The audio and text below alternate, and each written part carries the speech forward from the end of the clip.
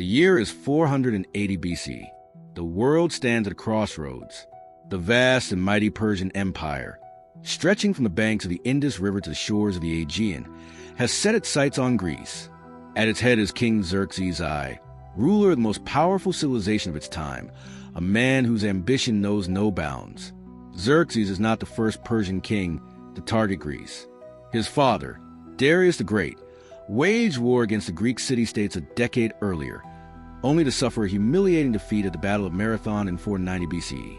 Now, Xerxes is determined to succeed where his father failed. This is not just a campaign of conquest. It is a mission of vengeance. For years, preparations have been underway. Soldiers have been gathered from every corner of the Persian Empire.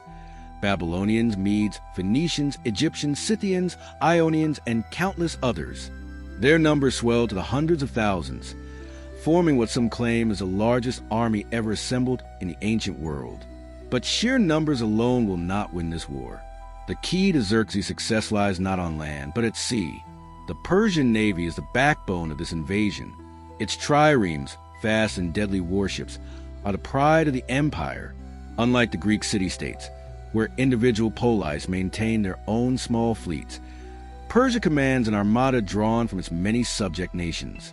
The Phoenicians, legendary seafarers of the ancient world, provide the most advanced and fearsome ships. The Egyptians, with their centuries of maritime expertise, contribute vessels renowned for their durability. The Ionian Greeks, though subjugated by Persia, are invaluable. Few sailors know the waters of the Aegean as well as they do. By the time the fleet is fully assembled, its size is staggering. Ancient sources, including Herodotus, claim that over 1,200 warships make up the main battle fleet, with thousands of additional supply ships and transports following in its wake. Even if this number is exaggerated, the Persian navy remains the largest and most powerful naval force the world has ever seen. Now, in the summer of 480 BC, it is time to march. The land army begins its advance, crossing the Hellespont on a bridge of boats, a feat of engineering unlike anything seen before. At the same time, the Persian navy sets sail, hugging the coastline, ensuring the army remains well supplied as it moves through Thrace and Macedonia, heading toward the heart of Greece. At first, everything goes according to plan. The sun shines high above the Aegean, its golden light shimmering on the calm waters. The rowers, thousands upon thousands of them, stroke their oars in perfect rhythm, moving the vast fleet forward at a steady pace. The sails billow in the wind, carrying the great warships effortlessly over the sea. But all is not as it seems. For those who know the Aegean, for those who have spent their lives navigating its unpredictable waters, there is something unnatural in the air. The wind, though steady, carries an edge, a sharpness that does not belong in this season. The sky, though still blue, holds a strange stillness, a quiet tension that prickles at the skin. The veteran sailors whisper among themselves. They have seen this before. They know what is coming. But the Persian commanders do not listen. They are men of war, not men of the sea. The warnings of sailors mean nothing to them. They see only a grand fleet, an unstoppable force destined for victory. They see only the strength of their king, the will of an empire. They do not see the storm. As the Persian fleet moves steadily across the Aegean, the sailors of the empire begin to feel the change in the weather. There's an eerie stillness in the air, an unnatural calm that seems to stretch on for days. The sun, usually relentless in its brightness, is obscured by high clouds, giving the sea a dull, lifeless color. There's a quiet murmur among the crews, a sense of foreboding that they can't shake. But still, the fleet sails on. The Greek city-states, on the other hand, are preparing for their own fight. They know the Persian threat is coming. Athens, the great naval power, is already assembling its own fleet, led by Themistocles, the brilliant general who understands the value of speed, strategy, and intelligence on the water. The Greek forces are outnumbered, but they know that the Persians are not invincible. They have their own ships, their own triremes, and they know the waters of the Aegean far better than the Persian invaders. At the same time, Xerxes continues to push forward, his mind fixed on one goal: the conquest of Greece. His fleet, with its enormous size and power, has become the envy of the ancient world. To him, Nothing can stand in his way. The Persian navy is unstoppable. The Greek city-states are scattered and weak, easy prey for a superior force. His strategy is simple: overwhelm them with numbers, destroy their will to fight, and claim victory. But unbeknownst to him, a force more powerful than any army or navy is waiting just ahead. Nature itself. It begins with a faint shift in the wind. Light gusts that ruffle the surface of the sea. The sky grows darker, the clouds swirling in strange patterns. For a moment, the Persian fleet is unaware of what is happening. The sailors tighten their grips on their oars, sensing the change but unsure of its significance. They continue to row as their commanders issue orders to maintain the fleet's course. The first signs of the storm are subtle: a ripple in the water, a brief flash of lightning in the distance, a drop of rain that seems to fall from nowhere. Then, in a matter of moments, the weather turns violent. The sky blackens and the wind howls with sudden, bone-chilling force. The waves swell into towering peaks, crashing against the sides of the triremes. The sails are torn from the masts. The ships are tossed like playthings on the churning sea. The crew of one of the Persian ships is the first to feel the full force of the storm. The captain, a seasoned veteran of many campaigns, looks out over the deck. His face is pale with fear. The waves are growing too powerful. The ship is no longer under their control. The oarsmen struggle to keep in sync, but their efforts are futile. The vessel lurches violently to one side, and then, in an instant, it is torn in half by the crushing force of the waves. The ship breaks apart, sending men and debris into the water. The storm is merciless. Within moments, the entire Persian fleet is plunged into chaos. The triremes, once a symbol of Persian might, are now at the mercy of the sea. The storm rips through the fleet with devastating force. Ships are torn apart, capsized, or dashed against the jagged rocks that line the coast of the Aegean. Men scream in terror as they are swept overboard, their cries lost to the howling wind. Others are trapped below deck, unable to escape the rising waters as the ships sink beneath the surface. The Persian commanders, many of whom are seasoned veterans, shout orders, but it's too late. The storm is too powerful. The fleet is too large to control. One by one, ships are lost. The Persian navy, the largest and most powerful force the world has ever seen, is being wiped out by forces beyond human control. The survivors of the storm gather what remains of their ships. The damage is immense. The number of lost vessels is staggering. Xerxes, watching from the safety of his command post on land, can do nothing. He watches as his fleet is reduced to wreckage, as the men he sent to conquer Greece are swallowed by the sea. His dream of victory is slipping away, and with it, the future of his empire. But the storm is not finished. As quickly as it arrived, it intensifies further. The waves grow larger, the wind more ferocious. The remaining ships fight to stay afloat, but it's a losing battle. Nature, once so calm, has turned into an enemy more terrifying than any army. The storm is relentless. The aftermath. When the storm finally subsides, the Persian fleet is in ruins. Over 300 ships have been destroyed. They remain scattered across the Aegean like the pieces of a broken empire. The surviving vessels are battered, their sails shredded, their hulls cracked and leaking. The Persian navy, once the mightiest on earth, has been brought to its knees by the sea. Xerxes can only stare at the remnants of his great fleet in disbelief. This was supposed to be the beginning of his conquest, the first step in his grand plan to dominate the ancient world. But now, he has lost the very tool that would have ensured his victory. His ships, his men, his strategy. Everything has been undone in a single night. The Greeks, on the other hand, have suffered no such loss. They watch from the safety of their own shores as the Persian fleet is devastated. They know that this is a sign from the gods, a divine intervention. The gods have sided with Greece, and the battle is far from over. The storm has given them a chance, and they are ready to seize it. The impact on the Greek navy. The Greeks are not about to let this opportunity slip away. The Athenian navy, commanded by the brilliant Themistocles, prepares to take advantage of the weakened Persian fleet. The Persian navy, having suffered immense losses, is no longer the terrifying force it once was. Themistocles knows that the Greeks must strike now, before the Persian fleet can regroup. The remaining Persian ships are scattered and disorganized, their commanders unsure of what to do next. The Greek navy, in contrast, is unified and prepared for battle. The Battle of Salamis, which will take place shortly after the storm, will become one of the most famous naval engagements in history. But that battle, and the ultimate failure of the Persian invasion, will owe much to the storm that wiped out Xerxes' fleet. The remnants of Xerxes' navy, with its shattered ships and demoralized crews, are left to regroup.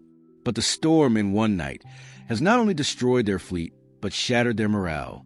The once proud Persian navy is now a mere shadow of its former self, no match for the Greek forces that will soon face them. And so, the story of the lost triremes of Xerxes continues. But even as the storm's fury fades, its impact will be felt for years to come. The Persian Empire will never again attempt such an invasion of Greece, and the fate of the ancient world will be forever altered. As the storm recedes, the once dominant Persian fleet lies in ruins. The Aegean Sea, which had seemed a mere backdrop to Xerxes' grand plans, now tells a different story, a tale of destruction, chaos, and loss. The great ships, once symbols of Persian might, have been torn apart by forces beyond human comprehension. Xerxes, now faced with the loss of a significant portion of his naval power, is left grappling with the unimaginable.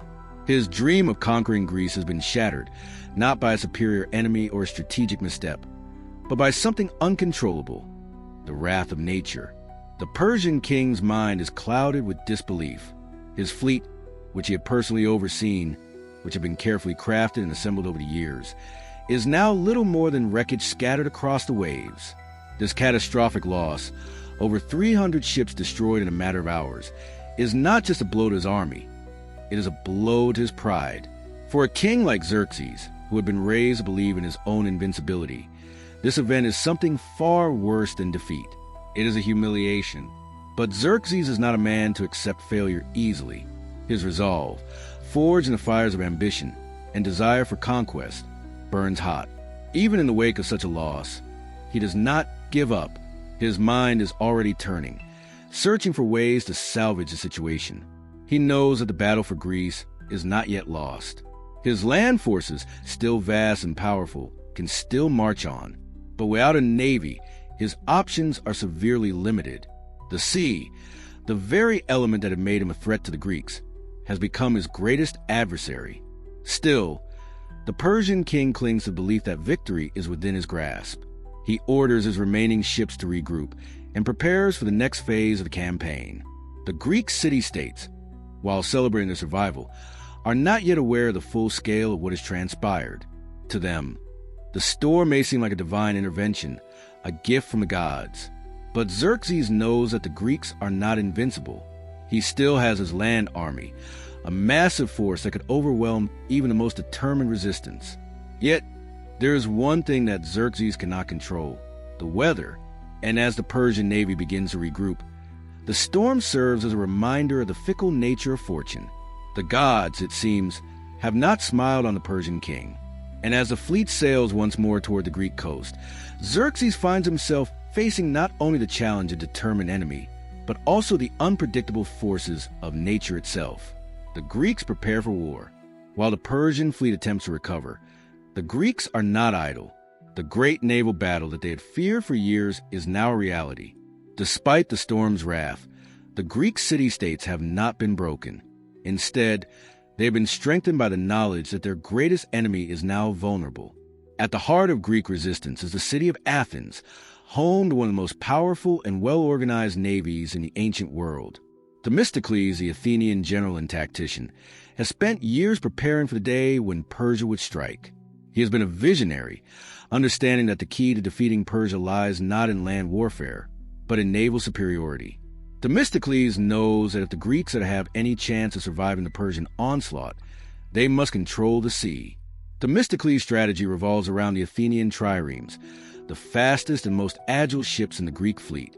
Unlike the heavy, cumbersome Persian ships, the Greek vessels are built for speed and maneuverability. Themistocles knows that the narrow straits of Salamis, just off the coast of Athens, are the perfect place to confront the Persian fleet. In these narrow waters, the massive Persian warships, with their large crews and heavy rams, will struggle to maneuver.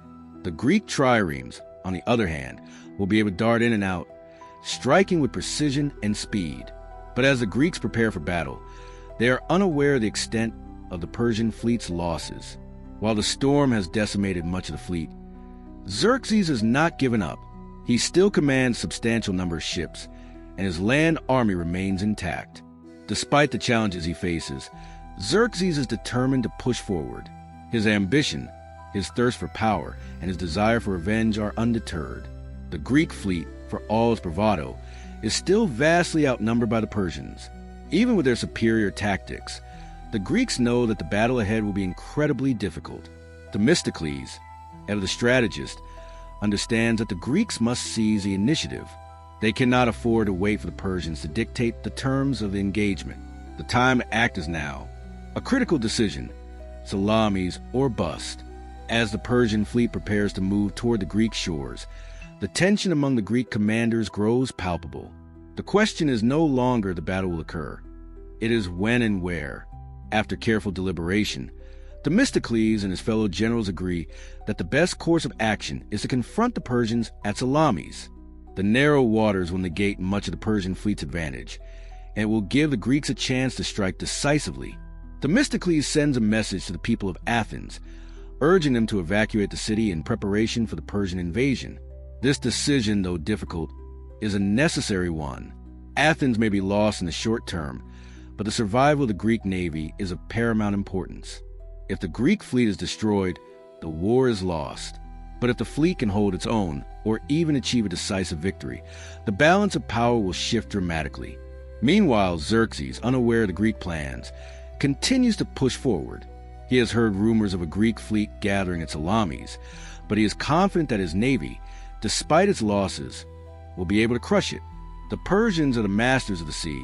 After all, Xerxes' pride and confidence blind him to reality that his fleet is no longer what it once was. The storm has dealt a devastating blow, and his forces are no longer the unstoppable force they once seemed. As the two sides prepare for the inevitable confrontation, the stage is set for a battle that will change the course of history. The fate of Greece, Persia, and the ancient world hangs in the balance. The storm has already claimed much from Xerxes, but the final reckoning is yet to come, the calm before the storm.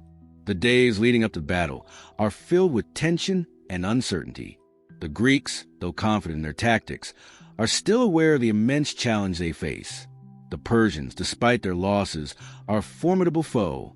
Xerxes, though shaken by the storm, still commands an army and a fleet that dwarfs the Greeks in size.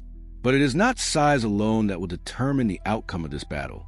It will be strategy, courage, and willpower that decide the fate of Greece. The Battle of Salamis has been a resounding victory for the Greeks, but the war is far from over. Xerxes, though humiliated by the defeat, has not yet relinquished his ambition to conquer Greece. Despite the significant loss of his fleet, the Persian king still commands a formidable land force, and his resolve is unshaken. The question now is how the Persians will regroup, and whether the Greeks can sustain the momentum they have gained. As the remnants of the Persian fleet retreat, the mood in the Greek camp is one of mixed triumph and cautious optimism. The Greeks know that the road ahead is still perilous. Though the Persian navy has been shattered, Xerxes' land forces remain a looming threat. Themistocles, however, understands the significance of the victory. He knows that this battle has not only disrupted the Persian plans, but has also proven that the Persian Empire is not invincible. In the aftermath of Salamis, the Greeks begin to consolidate their position. They know that they must maintain unity, for the war is far from over. The Athenian fleet, bolstered by the victory at Salamis, continues to patrol the waters, preventing any further Persian naval incursions. Themistocles remains at the forefront, guiding the Greek forces with his strategic brilliance. His leadership has been instrumental in achieving the victory, and now, his primary focus is to ensure that the momentum is not lost. Meanwhile, in Persia, the loss at Salamis is a bitter blow to Xerxes' ego. He had believed that his fleet was the key to his conquest of Greece, and now, with it in ruins, he faces an unprecedented crisis. Xerxes retreats to his capital, Persepolis, to lick his wounds and attempt to salvage his empire's pride. His dreams of conquering Greece seem increasingly distant, but he has not abandoned his goal entirely.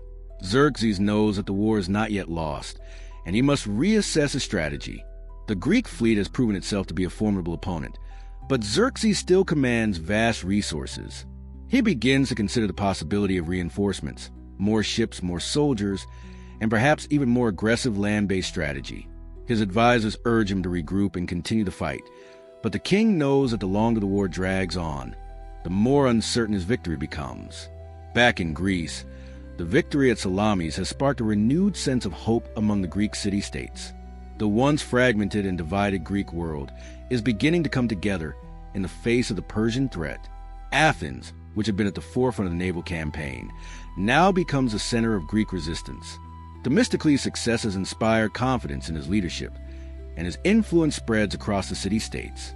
Athens, however, is still in a precarious position. The city itself is vulnerable to a Persian attack, and Themistocles knows that time is of the essence. Despite the victory at Salamis, the Persians have not yet been decisively defeated. Themistocles is determined to prevent another Persian naval assault and to ensure that the Greek fleet is prepared for the inevitable Persian retaliation. His vision extends beyond the immediate future. He is already thinking about how to secure Greece's long-term survival. In the Persian court, Xerxes' mood grows darker. The defeat at Salamis has dealt a psychological blow to the Persian king, but he refuses to let it break his spirit. He summons his generals, demanding that they find a way to turn the tide of the war in his favor. Xerxes is a man of extreme pride, and this setback has only fueled his determination to crush the Greeks once and for all. He will not be defeated by a series of storms or a single naval battle. The Persian Empire, despite the setback at Salamis, remains the most powerful force in the ancient world. Xerxes still commands an army that can sweep across the Greek mainland, and he believes that his land forces will be sufficient to overwhelm any Greek resistance. The challenge now is to reorganize his fleet and launch a coordinated attack that will finally bring Greece to its knees. Meanwhile, the Greek world continues to reorganize and strengthen its defenses. Themistocles is keenly aware that time is on the side of the Greeks. Every day that passes without a major Persian victory is a day that weakens Xerxes' position. The longer the war drags on, the more difficult it will become for the Persians to sustain their campaign. With his fleet regrouping and the Greeks buoyed by their victory, Themistocles begins to turn his attention to the next phase of the war. He knows that the ultimate battle for Greece is still to come. But their victory at Salamis has given them the confidence to press on. They will not let the Persian Empire crush their freedom. As for Xerxes, the scars of Salamis run deep. His ego, wounded by the defeat, never fully recovers. While he may continue to pursue the war, the shadow of the storm and the Greek victory looms large. The Persian Empire, despite its vast power, has been shown that it can be challenged, and in the course of the war, Xerxes will find that the tide has begun to turn. The aftermath of the Battle of Salamis sends ripples across the ancient world. The once invincible Persian navy has been shattered, its fleet scattered and destroyed, and the ambitions of Xerxes now lie in question. But despite this massive setback, the Persian Empire remains a formidable force, and the great king is not yet ready to concede defeat. His mind, ever calculating, begins working on new strategies to reclaim control over Greece and erase the humiliation of Salamis. Xerxes' strategic withdrawal. In the days following the battle, Xerxes faces a critical decision. He could push forward with a renewed assault on the Greek mainland, or he could take a more cautious approach and retreat to preserve his remaining forces. The loss of his navy has changed everything. Without the ability to secure the Aegean Sea, his supply lines are vulnerable, and his vast army is now at risk of being cut off from Persia. After much deliberation with his advisors, Xerxes makes the difficult choice to withdraw the majority of his forces back to Asia. His reasoning is clear. The Persian army is still massive, but it is too dependent on naval support. A prolonged campaign in Greece without control of the seas would be a gamble he is not willing to take. Instead, he entrusts his most capable general, Mardonius, with the task of finishing what he started. Mardonius, a seasoned commander known for his tactical prowess, is given a significant force of elite Persian soldiers and Greek allies who still support Persia. He remains in Greece with a mission of crushing the resistance and bringing the city-states under Persian rule. Meanwhile, Xerxes himself departs for Sardis. where he will oversee the next phase of the war from a safer distance. He has not given up. He is merely changing his approach. Greece prepares for the final battle. Back in Greece, the city-states are well aware that the war is far from over. Though the Persian fleet has been defeated, Mardonius' army remains a dire threat. The Greeks must now prepare for what is expected to be the final, decisive land battle of the war. Themistocles, the hero of Salamis, continues to play a crucial role. While his naval strategies have secured victory at sea, he understands that the war's ultimate conclusion will be decided on land. He begins to work closely with Spartan generals, knowing that their formidable hoplites will be essential in the coming battle. Though Athens and Sparta have often been at odds, they now stand united against the common Persian enemy. A massive Greek coalition is formed, with city-states from across the mainland and islands contributing troops. Under the overall command of Pausanias, the region of Battle of Plataea begins. The year is 479 BCE, and the Persian forces, led by Mardonius, stand ready. Unlike the naval Battle of Salamis, this conflict will be fought on open land, where Persian cavalry and archers have a tactical advantage. Mardonius has chosen his ground well, positioning his troops near the Asopus River, a location that allows him to use his cavalry to full effect. The Greeks, numbering around 40,000 hoplites and thousands of additional light troops, are determined to finish the war once and for all. The Spartans, Athenians, and their allies march toward Plataea, knowing that if they fail here, Greece will be left vulnerable to future invasions. For days, the two armies engage in a series of skirmishes, testing each other's strength. The Persian cavalry harasses Greek supply lines, and both sides maneuver cautiously, seeking the right moment to strike. Mardonius is confident in his forces, but he underestimates the resilience of the Greek hoplites. Then, the full-scale battle begins. The Greek phalanx formation, a nearly impenetrable wall of shields and spears, advances steadily toward the Persian lines. The Persian archers unleash volleys of arrows, but the heavy armor of the hoplites proves too strong. The Greeks continue pushing forward, their disciplined formations holding firm against the Persian onslaught. The fighting is brutal. Mardonius' elite immortals, the best warriors of the Persian Empire, attempt to break through the Greek lines, but they are met with fierce resistance. The Spartans, renowned for their unmatched discipline, stand their ground against the Persian cavalry, using their long spears to devastating effect. The Athenians, fighting on the other flank, push back the Persian infantry, gaining ground inch by inch. At the Mardonius and the Persian collapse. As the battle rages on, a decisive moment occurs. Mardonius is struck down and killed in combat. His death sends shockwaves through the Persian ranks. With their leader gone, the already fatigued Persian troops begin to lose their will to fight. The Greeks, sensing victory, press the attack even harder. What began as a fierce battle now turns into a rout. The Persian forces, demoralized and disorganized, attempt to retreat, but the Greek hoplites cut them down as they flee. The once mighty Persian army collapses, and the remnants scatter in all directions. By the time the battle ends, tens of thousands of Persian soldiers lie dead on the battlefield. The Greeks have achieved a decisive victory. The Greek counteroffensive. With the Persian army defeated at Plataea, the Greeks do not stop there. Emboldened by their success, they go on the offensive. A few weeks later, the Battle of Mycale takes place, where the remaining Persian naval forces in the Aegean are completely destroyed. This final blow ensures that the Persian invasion is over for good. The Persian retreat is chaotic.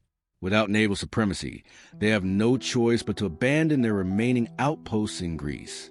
The once mighty Persian invasion force, which had seemed unstoppable just a year prior, is now in full retreat. Like the aftermath, the end of Persian ambitions in Greece. The Greek victory at Plataea and the subsequent destruction of Persian forces at Mycale marked the definitive end of Xerxes' campaign to conquer Greece. Never again will the Persian Empire launch an invasion of the scale against the Greek world. For the Greeks, these battles become legendary, symbolizing the triumph of freedom over tyranny.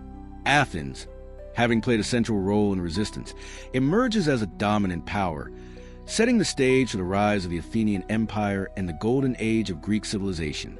For Persia, the defeat is a bitter reminder that even the mightiest empire can be humbled. Xerxes, though still ruling over a vast dominion, never fully recovers from the humiliation of his failed Greek campaign. His attention turns elsewhere, and Greece is left to develop independently, shaping the course of Western civilization for centuries to come. The Great War between Greece and Persia has come to an end, but its legacy will endure. The victories at Salamis and Plataea have ensured Greek independence and paved the way for flourishing of philosophy, art, and democracy. The Persian Empire remains powerful, but has learned a crucial lesson. Greece will not be conquered so easily. The triremes of Xerxes, once symbols of unstoppable conquest, now lie at the bottom of the sea, silent reminders of an empire that overreached and a people who refused to bow. With the Battle of Plataea won, and the Persian forces in full retreat, Greece stands on the precipice of a new era. The echoes of war still reverberate across the land, but for the first time in over a decade, the city-states can envision a future free from the Persian shadow. However, even with the immediate threat neutralized, Greece finds itself at crossroads. How should it move forward? How can it prevent another invasion? And what lessons should it take from the long and grueling conflict? The Persians, though defeated, remain one of the most powerful empires in the world. The Greek victory has proven that the seemingly unstoppable force of Persia is not invincible, but Xerxes' empire still looms to the east. The Greeks know that without a concerted effort, Persia may attempt another invasion in the future. The solution? A new strategy of deterrence, one that involves securing Greek dominance of the seas, building stronger alliances, and ensuring that Persia never again threatens their freedom. Following their victory, Greek forces decide that mere defense is not enough. Instead of waiting for another Persian invasion, they seek to strike first. With Persia weakened, Athens and its allies launch a series of counteroffensive campaigns aimed at expelling the Persians from the Aegean and reclaiming Greek territories that have fallen under Persian control. The first of these campaigns leads the Greeks across the Aegean, where they liberate islands and cities that have been subjugated by Persian rule. Under the leadership of Themistocles, Athens begins to emerge as the dominant naval power in the region. Their triremes, once crucial in defending against Persia, now become the spearhead of Greek expansion. While Athens leads a charge at sea, Sparta, ever cautious, remains focused on land security. The Spartans, wary of prolonged foreign campaigns, do not share Athens' ambition for expansion. They believe Greece has won its freedom and that it should focus on consolidating its strength rather than chasing the remnants of Persian power across the seas. This ideological divide will sow the seeds of future conflicts between the two dominant Greek states. As Athens grows in naval supremacy, its leaders recognize the need for a unified Greek force to ensure long-term security. This realization leads to the formation of the Delian League, an alliance of Greek city-states united under Athenian leadership. The League's primary goal is to protect against future Persian aggression and to push Persia out of Greek territories for good. At first, many city-states welcome this alliance. The horrors of Persian occupation are still fresh in their minds, and the idea of collective security under Athenian leadership seems like a promising safeguard. Member states contribute ships, soldiers, and financial resources to maintain a powerful standing navy, one that ensures Persia can never threaten Greek independence again. However, as time passes, Athens begins to exert increasing control over the League, using its naval power to enforce its will on the member states. What was initially an alliance of equals soon transforms into an Athenian-led empire in all but name. The shift is gradual, but it plants the first seeds of resentment, especially among those who fear that Athens is becoming a new kind of oppressor, Persia's changing tactics. Meanwhile, back in Persia, Xerxes must confront the reality of his failure. His dream of adding Greece to the Persian Empire has crumbled, and his naval losses are too great to consider another large-scale invasion. Instead, Persia shifts its focus to a different kind of warfare, diplomacy and subterfuge.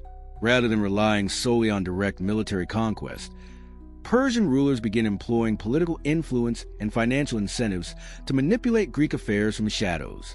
They recognize that Greek unity is fragile, and they exploit divisions between Athens and Sparta, subtly encouraging conflict between the two. This strategy, while less overt than open warfare, proves effective. Persia no longer needs to send massive armies across the Aegean. Instead, It can fuel Greek rivalries, ensuring that the city-states weaken each other rather than posing a united threat to Persian interests. While Persia shifts its focus, Athens flourishes. The city's navy expands, its wealth grows, and its influence spreads across the Aegean. Themistocles, though instrumental in Athens' rise, eventually falls out of favor due to political intrigue and is ostracized. His exile marks the beginning of a new era of Athenian leadership, one that will see the city reach even greater heights, but also face new challenges. Under leaders like Cimon and later Pericles, Athens becomes a dominant power in Greece. The city enters what will later be known as its Golden Age, a period of unparalleled cultural, architectural, and intellectual achievements. The Parthenon rises on the Acropolis, philosophy flourishes, and Athenian democracy reaches its peak.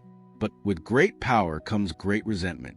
The other Greek city-states, particularly Sparta, begin to grow uneasy with Athens' dominance. What began as an alliance for protection against Persia is now seen by many as Athenian imperator to the Peloponnesian War. As tensions rise, Sparta and its allies in the Peloponnesian League grow increasingly hostile toward Athens. What started as a war against a common Persian enemy has evolved into a struggle for Greek dominance. Sparta, fiercely proud of its traditions and land-based military might, views Athens' growing power as a threat to the balance of power. Persia, still watching from the sidelines, sees an opportunity. Instead of launching another invasion, it begins to financially support Sparta, subtly influencing the growing divide between the two Greek powers. In this way, Persia plays both sides against each other, ensuring that Greece remains divided. The tensions between Athens and Sparta will eventually explode into the Peloponnesian War, a devastating conflict that will reshape the Greek world. But that is a story for another time. The Persian Wars may have ended in Greek victory, but their consequences reach far beyond the battlefield. Athens has risen to unprecedented heights. Persia has changed its tactics, and Sparta remains a formidable force. The unity that once defined Greece in the face of Persian aggression is now crumbling under the weight of ambition and rivalry. The great triremes of Xerxes, which once carried dreams of conquest across the sea, now exist only as wreckage beneath the waves. Silent reminders of a war that changed the course of history forever. But the echoes of that war still linger. And as Greece moves forward, new challenges await, setting the stage for conflicts that will define the next great chapter of the ancient world. The Persian Wars left an indelible mark on the ancient world, reshaping the balance of power in the Mediterranean. However, the wars were only the beginning of a series of profound changes that would affect Greece, Persia, and the wider world for centuries. The defeat of Xerxes did not mark the end of Persian influence, nor did it cement a stable and unified Greek world. Instead, it set the stage for new rivalries, conflicts, and the emergence of a power that would change history forever: Macedonia. In the immediate aftermath of the Persian Wars, the Greek city-states experienced a fragile period of peace. Sparta, Athens, and her allies had successfully repelled the Persian invasion, but unity among the Greeks was fleeting. The Delian League, initially formed as a defensive alliance against Persia, became increasingly dominated by Athens. The growing power of the Athenian navy and its imperial ambitions sowed discord among the Greek city-states. While Athens sought to expand its influence, Sparta and other Greek city-states viewed its actions with suspicion. The Delian League transformed into an Athenian empire in all but name, and city-states that resisted Athenian rule were swiftly subdued. This dominance set the stage for the next great conflict in Greek history, the Peloponnesian War. Although the Persian invasions of Greece had failed, the Persian Empire was far from defeated. Persian rulers, recognizing that a divided Greece was far less of a threat than a united one, adopted a new strategy. Rather than waging open war, they provided financial and military support to warring Greek factions. This interference ensured that Greece remained weak and fractured. Persian gold fueled the Peloponnesian War, helping Sparta challenge Athenian dominance. By funding different Greek factions at different times, Persia maintained a careful balance that prevented any single power from rising too far. Ultimately, this interference contributed to the weakening of both Athens and Sparta, leaving Greece vulnerable to outside forces. The Peloponnesian War, which lasted from 431 to 404 BCE, devastated the Greek world. Athens, once the pinnacle of Greek power, suffered defeat at the hands of Sparta. Its empire was dismantled, and its golden age came to an end. However, Sparta's victory was short-lived. Its rigid, militaristic society struggled to adapt to the demands of governance over a fragmented Greece, and it soon found itself embroiled in new conflicts. Thebes, once overshadowed by Athens and Sparta, briefly rose to prominence, challenging Spartan dominance. Yet, even Thebes could not unify Greece. Decades of warfare left the Greek city-states weakened, exhausted, and ripe for conquest by an unexpected force rising in the north, Macedonia. As Greece continued to tear itself apart, Macedonia, a kingdom that had long been considered a peripheral player in Greek affairs, began to rise in power. Under the leadership of King Philip II, Macedonia built a formidable army and implemented strategic military reforms. Philip skillfully used diplomacy, warfare, and political manipulation to extend Macedonian influence over Greece. By the time Philip's son, Alexander the Great, ascended the throne, Macedonia was poised to dominate the Greek world. Alexander would go on to accomplish what neither Athens nor Sparta could. He would unite Greece under his rule and turn his gaze toward Persia. The war between Greece and Persia had set off a chain of events that ultimately led to the rise of an even greater empire. While Xerxes had failed to conquer Greece, Greece itself, in the hands of Alexander, would one day march eastward to conquer Persia. The final chapter of the story does not belong to Greece or Persia alone, but to the larger forces of history that reshaped the world. The Persian Wars had begun as a struggle for dominance in the Aegean, but they ultimately set the stage for a much larger transformation. The Greek city-states, weakened by internal conflict, paved the way for the rise of Macedonia, while Persia's interference in Greek affairs led to its own downfall. When Alexander the Great inherited the throne of Macedonia in 336 BCE, he quickly set out to achieve his father's vision, the conquest of the Persian Empire. In a series of brilliant military campaigns, Alexander swept across Asia Minor, Egypt, and the Persian heartland, defeating King Darius III and dismantling the empire Xerxes had once ruled. The Persian Wars had once been about a Greek struggle for survival. Now, the tables had turned. Instead of a Persian invasion of Greece, a Greek army marched into Persia, overthrowing its rulers and claiming its vast territories. The same triremes that had once defended Greece now formed part of Alexander's navy as he pursued Persian forces across the empire.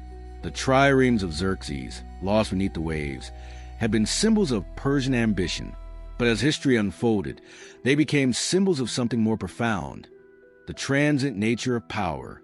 The Persian Empire had once been the mightiest force in the known world, yet it had been humbled by the Greeks. And the Greeks, once proud defenders of freedom, had fallen into disunity, only to be conquered by Macedonia. History is filled with cycles of rise and fall, conquest and defeat. The wooden triremes that had once carried Persian hopes across the sea now lay in ruins. Much like the continues to resonate. They remind us that no power, no matter how mighty, is immune to the shifting tides of history. The Persian Wars were not just a series of battles between Greece and Persia. They were a defining moment in history that set the stage for the future of civilization. They demonstrated the power of unity, the consequences of ambition, and the inevitability of change. From the burning of Athens to the fall of Persia, the war altered the course of history in ways that would shape the world for centuries to come. In the end, the triremes of Xerxes were not just warships. They were vessels of fate, carrying the ambitions of an empire, the resistance of defiant people, and the echoes of a war that changed the world. They rest now beneath the waves, silent witnesses to the truth that history belongs not to the conquerors or the conquered, but to those who remember its lessons. Thus concludes the lost triremes of Xerxes, a story of power, ambition, and the relentless march of history. As the tides of history continue to shift, the legacy of the Persian Wars stretched far beyond the battlefield. What had begun as a desperate struggle between a fledgling group of city-states and a vast empire had become the catalyst for an era of extraordinary transformation. The echoes of the conflicts that had once raged across the Aegean would reverberate for centuries, influencing politics, warfare, and the very fabric of civilization itself. In the wake of Alexander's conquests, the Persian Empire was no more. Its lands, once ruled by the Achaemenid kings, were now absorbed into the vast Hellenistic world. Greek culture, ideas, and governance spread across the Near East, blending with local traditions to create a fusion of East and West. The city of Persepolis, once a shining beacon of Persian might, lay in ruins, a symbol of how power is fleeting and how the ambitions of one ruler can reshape entire civilizations. Yet, even in destruction, the Persian spirit endured. The people of Persia did not vanish with the fall of their empire. Instead, they adapted, their culture and influence persisting through the dynasties that followed. The Greeks, too, underwent profound change. The unity they had briefly found during the Persian Wars was long gone, fragmented by ambition and rivalry. Alexander's empire, though vast, was not built to last. After his death, his generals divided his conquests, carving up the once mighty kingdom into a collection of warring states. The great ideals of Greek democracy and unity had given way to monarchical rule, where powerful leaders sought to emulate the conquest of Alexander rather than uphold the traditions of the city-states. Even Athens, the cradle of democracy, found itself struggling to maintain its independence amid the rising tide of empires. But while the Persian and Greek empires may have faded, their legacies lived on. The triremes that once clashed at Salamis, the armies that marched through Thermopylae, and the strategies devised by generals like Themistocles and Xerxes shaped the art of war for centuries. Their influence extended even to Rome, a civilization that would one day rise to surpass both Persia and Greece in power. The Romans, inspired by Greek philosophy, art, and military tactics, forged an empire that carried forward many of the lessons learned from these ancient conflicts. The Mediterranean, once a battleground between East and West, became the heart of a new world order, where remnants of the past continue to guide the course of history. Even the sea itself, the silent witness to the struggles of antiquity, held onto its secrets. The lost triremes of Xerxes, once the instruments of Persian ambition, remained beneath the waves, their wooden frames decayed, their stories buried in silt and time. Yet they were not forgotten. Centuries later, as historians and archaeologists scoured the depth of the Aegean, they would uncover remnants of these fabled ships, fragments of a war that had shaped the destiny of nations. These discoveries would offer a glimpse into a past that, while distant, still resonated in the modern world. The tale of the Persian Wars was not just about kings and battles. It was about the resilience of people, the shifting nature of power, and the inevitable rise and fall of civilizations. It was a story of ambition and defiance, of unity and division, of victories that led to downfall and defeats that paved the way for triumph. It was a reminder that history does not stand still. It is a river, constantly moving, carving new paths while carrying echoes of the past. And so, as the final chapter of this saga comes to a close, the lost triremes of Xerxes remain a symbol, not just of war and conquest, but the endless march of time. They rest beneath the waves, their timbers broken but their legacy intact, whispering to those who listen that history is never truly lost. It is merely waiting to be rediscovered, again and again, by those who seek to understand the forces that have shaped our world. Yet, history does not simply end with the telling of a story. The lessons of the Persian Wars continue to hold relevance today. The struggles of ancient civilizations echo in modern geopolitical conflicts, in the rise and fall of contemporary powers, and in the ceaseless ambitions of nations. The interplay of military might, diplomacy, economic strength, and cultural influence remains as important today as it was in the time of Xerxes and Alexander. Modern historians continue to explore the strategic genius of the battles that defined the Persian Wars. The naval engagements at Salamis and Artemisium, the land battles at Marathon and Plataea. Each of these conflicts showcase the evolution of warfare, and the significance of leadership, strategy, and technological is never truly lost. It is merely waiting to be rediscovered, again and again, by those who seek to understand the forces that have shaped our world. Yet, history does not simply end with the telling of a story. The lessons of the Persian Wars continue to hold relevance today. The struggles of ancient civilizations echo in modern geopolitical conflicts, in the rise and fall of contemporary powers, and in the ceaseless ambitions of nations. The interplay of military might, diplomacy, economic strength, and cultural influence remains as important today as it was in the time of Xerxes and Alexander. Modern historians continue to explore the strategic genius of the battles that defined the Persian Wars.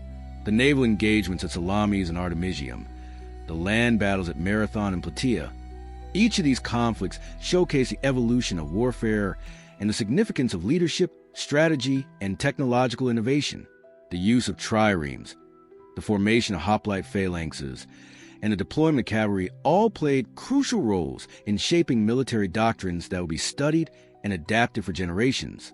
Furthermore, the concept of resistance against a seemingly insurmountable force, as embodied by the Greeks against Persia, resonates in countless struggles throughout human history. From the defense of small nations against imperial aggression to the rise of independence movements against colonial rule, the themes of unity, defiance, and resilience remain timeless. The idea that a determined people can withstand overwhelming odds continues to inspire those who seek freedom and self-determination in the face of great challenges. The Persian Wars were not just about military prowess, but about the enduring clash of ideologies. The centralized monarchy of Persia stood in stark contrast to the independent city-states of Greece, and their conflict laid the groundwork for discussions on governance, freedom, and the role of the citizen in society. The Greeks fought not only for survival, but for a way of life that celebrated individual participation and civic duty. These ideals would later influence the democratic movements of the modern world, proving that history's echoes are never silent. The legacy of these wars also finds its way into literature and art. From Herodotus' accounts to the plays of Aeschylus, the story of the Persian invasions has been told and retold, each time shaping new perspectives on heroism and sacrifice. Even today, films, novels, and academic discussions revisit these battles, seeking to extract new meaning from an age-old conflict. Even in the world of maritime archaeology, the search for the lost triremes of Xerxes continues. Recent technological advancements, including underwater drones and sonar imaging, have brought new hope to uncovering the remnants of these legendary vessels. If found, these ships will provide an unprecedented look into ancient naval warfare, revealing construction techniques, battle damage, and possibly even artifacts that could rewrite our understanding of this period. As long as history is studied, the lost triremes of Xerxes will never truly be lost. They will remain adrift in the vast ocean of time, a testament to the struggles, ambitions, and triumphs that define the human experience. And perhaps one day, as technology advances and new archaeological frontiers open, the secrets of those lost ships will finally be revealed, offering us an even deeper connection to the past and an enduring lesson about the power of perseverance and the unyielding march of history. As the final echoes of the Persian Wars faded into history, their impact continued to ripple through time. The grand naval campaigns, the legendary battles, and the strategic brilliance that defined this era were more than just moments of conflict. They were turning points that shaped the course of civilization. The lost triremes of Xerxes, sunken beneath the waves of the Aegean, were not merely wreckage. They were silent witnesses to the ambitions of empires and the resilience of those who fought to determine their own destiny. The significance of the Persian Wars did not end with the fall of the Achaemenid Empire or the rise of the Hellenistic world. Instead, their lessons endured, influencing military doctrines, political ideologies, and even the way history was recorded. Herodotus, often called the father of history, immortalized these events, ensuring that future generations would study and reflect upon the struggles between East and West, between autocracy and democracy, between conquest and resistance. But history is not static, nor are its interpretations. Over the centuries, scholars and historians have debated the true extent of Xerxes' ambitions, the motivations behind the Greek resistance, and the long-term consequences of these wars. Were they merely regional conflicts, or did they set the stage for the ideological battles that would continue to shape the world? The rise of Rome, the spread of Hellenistic culture, and even the modern concept of statehood all bear the imprint of this ancient struggle. The lost triremes themselves remain an enduring mystery. Though some remnants have been discovered, the vast majority of Xerxes' fleet remains hidden beneath layers of silt and time. Advances in maritime archaeology offer hope that one day these relics may be uncovered, providing tangible links to the past. What secrets lie beneath the waves? What stories remain untold? The search for these ships is not just about recovering artifacts. It is about rediscovering history itself. In many ways, the Persian Wars serve as a testament to the cyclical nature of history. The conflict of the past mirror those of the present. As nations continue to vie for dominance, resources, and influence, the balance of power shifts, alliances are forged and broken, and the struggle for autonomy remains a universal theme. By studying the past, we gain insight into the patterns that shape our world, allowing us to navigate the future with greater understanding. But what of the individual lives that were lost in these conflicts? The sailors aboard Xerxes' ships, the Greek hoplites who stood against overwhelming odds, the commanders who made crucial decisions that altered the course of history. Each had a role to play in this grand narrative. Their stories, though largely forgotten, remain imprinted in the legacy they helped shape. The courage of the defenders of Thermopylae, the strategic brilliance of Themistocles at Salamis, the ambition of Xerxes. All these elements intertwine to create one of the most defining struggles of the ancient world. Beyond the military consequences, the Persian Wars also reshaped the cultural landscape of the Mediterranean. The Greek triumph did not merely secure their independence, it also reinforced their cultural identity, solidifying values of democracy, philosophy, and civic duty that would later influence Western civilization. At the same time, the Persian Empire, despite its defeat, continued to thrive, evolving under different rulers and leaving its mark on governance, trade, and art. Centuries later, the echoes of these wars found their way into literature, philosophy, and even political thought. From the plays of Aeschylus to the writings of later historians, the Persian Wars were immortalized as a struggle of freedom against tyranny, though the reality was far more complex. Modern interpretations continue to reevaluate these events, revealing new perspectives on power, strategy, and human resilience. Even in the world of maritime archaeology, the search for the lost triremes of Xerxes continues. Recent technological advancements, including underwater drones and sonar imaging, have brought new hope to uncovering the remnants of these legendary vessels.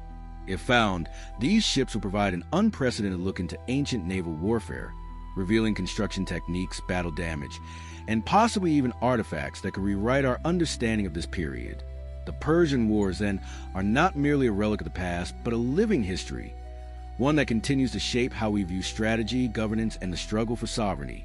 As historians, archaeologists, and scholars push forward, new discoveries and insights will continue to emerge, keeping the memory of these conflicts alive. As long as history is studied, the lost triremes of Xerxes will never truly be lost. They will remain adrift in the vast ocean of time, a testament to the struggles, ambitions, and triumphs that define the human experience.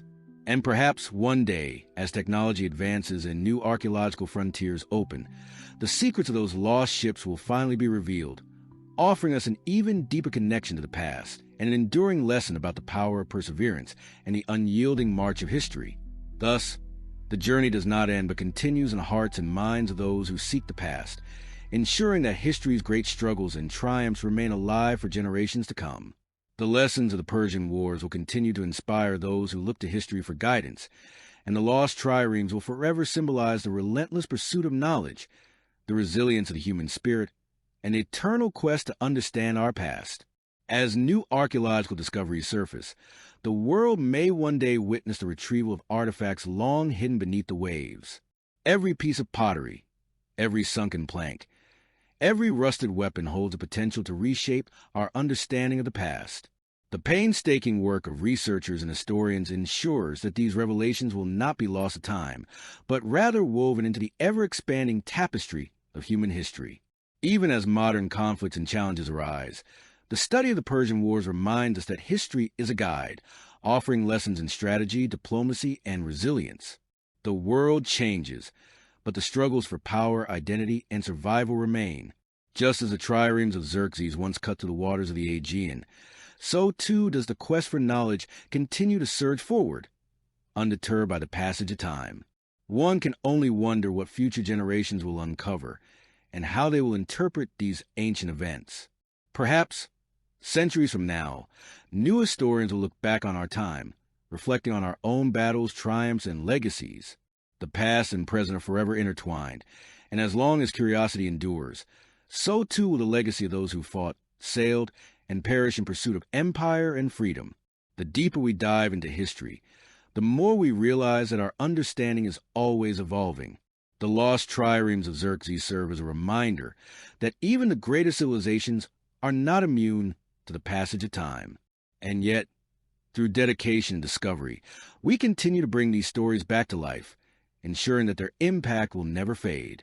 This is the power of history, to connect us, to educate us, and to inspire us to keep searching for answers, no matter how deeply they may be buried beneath the sands of time. As technology advances, the possibility of uncovering entire fleets lost to the sea becomes ever more real. Perhaps one day, the triremes of Xerxes will be raised from their watery grave, shedding new light on their construction, the men who sailed them and the battles they fought. Until then, they remain an enigma, a silent yet powerful testament to the ambitions of an empire that once sought to rule the world but was met with fierce resistance. Their legacy, like history itself, refuses to be forgotten, forever calling to those willing to listen and learn from the past.